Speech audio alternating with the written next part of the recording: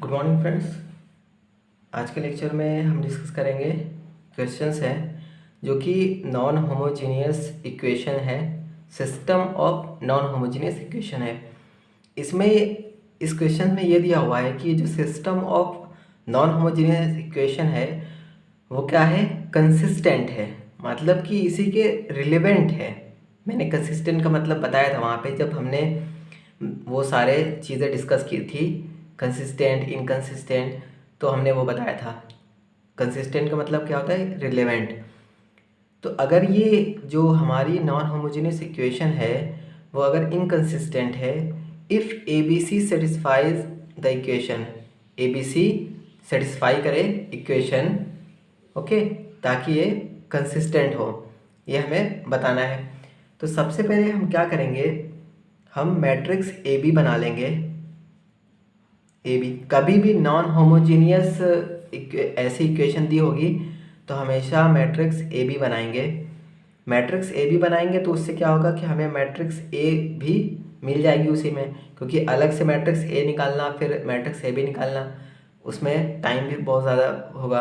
इसमें क्या है कि ए बी में ए बी मैट्रिक्स निकालेंगे, उसी मैट्रिक्स ए भी हमें पता चल जाएगी क्या होगी।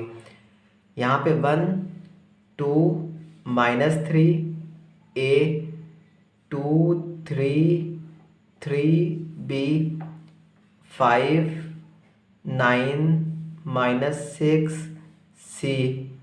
ओके, ये हमारे पास ए बी की मैट्रिक्स बन गई। ये मैंने डॉट लगा दी ताकि इसको पता चले कि ये ए है और ये टोटल ए बी है। अब क्या करेंगे, इसकी हमें सबसे पहले क्या करेंगे, रैंक निकालेंगे। रैंक निकालने के लिए हम क्या करेंगे, यहाँ से वही जैसा प्रोसेस हम हमेशा करते हैं, R2 - R1 करेंगे। तो यहाँ पे क्या करेंगे, R2 पहले लिखेंगे क्योंकि R2 की वैल्यू हमें 0 करनी है, इस डायगोनल की हमें वैल्यू 0 करनी है। रैंक फाइंड करने के लिए यही करना होता है कि लोअर डायगोनल जो भी होता है उसकी वैल्यू है हमें 0 करनी है। तो इसकी वैल्यू 0 करने के लिए हमें सबसे पहले इसकी वैल्यू 0 करनी है, तो R2 लिख लेंगे, माइनस में R1 लिखेंगे, बट R1 की वैल्यू 1 है तो 2 - 1 कितना होगा, 1। बट अगर R2 - 2 R1 कर दें तो 2 - 2 × 1 0 हो जाएगा। ओके, उसके बाद या इसकी R3 वाली की वैल्यू 0 करनी है, तो R3 माइनस यहाँ पे 5 है, -R1 करना है तो यहाँ पे 5 होता तो 0 होता। तो इसका मतलब क्या है कि अगर 5 मल्टीप्लाई कर दें R1 रो में तो क्या होगा कि 5 माइनस में 5 × 1, 5 - 5 0 हो जाएगा। तो अब हम क्या करेंगे, यहाँ पे जो मैट्रिक्स हम बनाएंगे उसको इसी तरीके से बना लेंगे और सब्ट्रैक्ट करके। तो सब्ट्रैक्ट करके सबसे पहले हम क्या, ये वाली वैल्यू लिख लेंगे, 1 2 -3 ए। उसके बाद यहाँ पे सब्ट्रैक्ट करेंगे 2 - 2 0, उसके बाद 3 और -4, 3 - 4 -1, उसके बाद 3 - 2 × 3, तो यहाँ पे 3 माइनस कितना होगा, 3 - 6, यहाँ पे माइनस पहले से लगा हुआ है, माइनस यहाँ प्लस हो जाएगा, तो 3 + 6 कितना होगा, 9। उसके बाद क्या है, R2 - 2 R1 मतलब B - 2A, B - 2A। उसके बाद इसको सब्ट्रैक्ट करेंगे R1 से, तो R3 - 5 R1 0, R3 - 5 R1 9 - 5 × 2 10, तो क्या वैल्यू आएगी यहाँ पे वैल्यू आएगी -1। उसके बाद यहाँ पे कितना है, यहाँ पे है -6, -6 माइनस में 5 × -3, तो यहाँ पे कितना आ जाएगा हमारे पास, यहाँ पे आएगा फिर से 9। उसके बाद C मतलब R3 - 5 R1 मतलब C - 5A। ओके, अब ये हमारे पास क्या मिल गया, ये मैट्रिक्स हमें ए बी की मिल गई है। अब हम क्या करेंगे, अब यहाँ पे ये वाली वैल्यू भी अभी हमें एक और 0 करनी है, ये एलिमेंट्स की वैल्यू 0 करनी, क्योंकि दो एलिमेंट्स के इस ट्रायंगल के ज़ीरो हो गए हैं। तो अब ये वैल्यू ज़ीरो करनी है, तो इस फिर से हम क्या करेंगे, सब्ट्रैक्ट करेंगे। सब्ट्रैक्ट करने के लिए क्या कर लेंगे, R3 माइनस R2 कर लें। अगर R3 माइनस R2 करेंगे तो R3 कितना है, R3 है -1 माइनस R2 कितना है -1, ये प्लस हो जाएगा, ये माइनस प्लस माइनस क्या हो जाएगा, ज़ीरो हो जाएगा। तो ये वाले एलिमेंट्स की वैल्यू ज़ीरो हो जाएगी। तो अब हम यहाँ क्या करेंगे, यहाँ से फिर से मैट्रिक्स बना लेंगे। यहाँ पे हम मैट्रिक्स बनाएंगे और लिख लेंगे 1 2 -3 A। इसको और एक्सपेंड कर लेते हैं क्योंकि अभी ये वाली वैल्यू भी हमें नीचे लिखनी है A।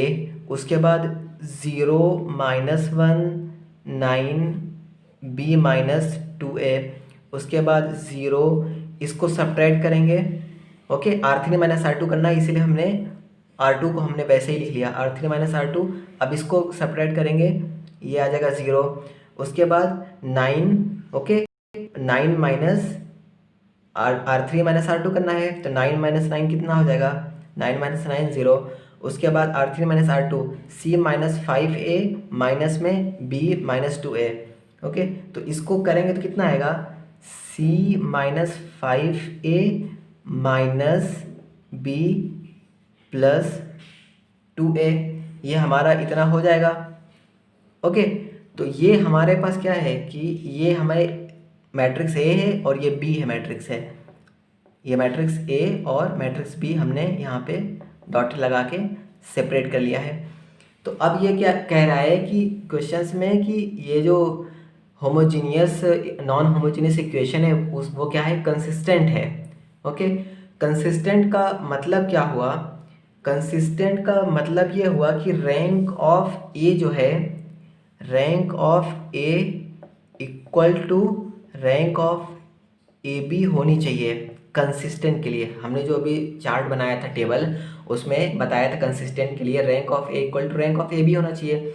यहाँ पे रैंक ऑफ A कितना मिल रहा है, रैंक ऑफ A सिर्फ 2 मिल रहा है क्योंकि ये लास्ट रो 0 है। तो रैंक ऑफ A कितना है, 2 है। तो रैंक ऑफ A 2 है, तो रैंक ऑफ B भी हमारे पास 2 होना चाहिए।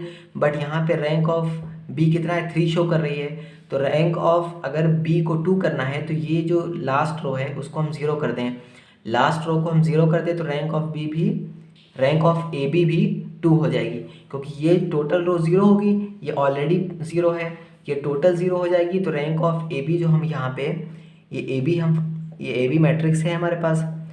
तो रैंक ऑफ A कितनी है, यहाँ पे रैंक ऑफ A 2 है, रैंक ऑफ AB अभी कितनी है फिलहाल के लिए, अभी रैंक ऑफ AB है 3। बट क्या है कि कंसिस्टेंट के लिए कंडीशन है कि rank of A equal to rank of AB होना चाहिए। तो रैंक ऑफ A 2 है हमारे पास और रैंक ऑफ AB हमें 2 बनाना है। तो उसके लिए क्या है, ये लास्ट की रो की वैल्यू जो है 0 होनी चाहिए। इक्वल टू 0 होने का क्या मतलब हुआ, C minus 5A minus B plus 2A। ये इक्वल अगर 0 हो गया तो ये 0 हो गया, तो ये पूरी रो 0 हो गई। तो AB की भी रैंक कितनी आएगी, AB की रैंक 2 आ जाएगी। तो rank of A equal to rank of AB दोनों इक्वल आ जाएगी। तो क्या होगा, कंसिस्टेंट होगा। तो ये इक्वल हो गई, तो मतलब क्या हुआ, अब कंसिस्टेंट है, ये जो होमोजीनियस इक्वेशन है पूरी वो कंसिस्टेंट है। तो अब ये देखेंगे कितना हुआ, C minus 5A plus 2A minus 3A minus B equal to 0। Okay, तो यहाँ से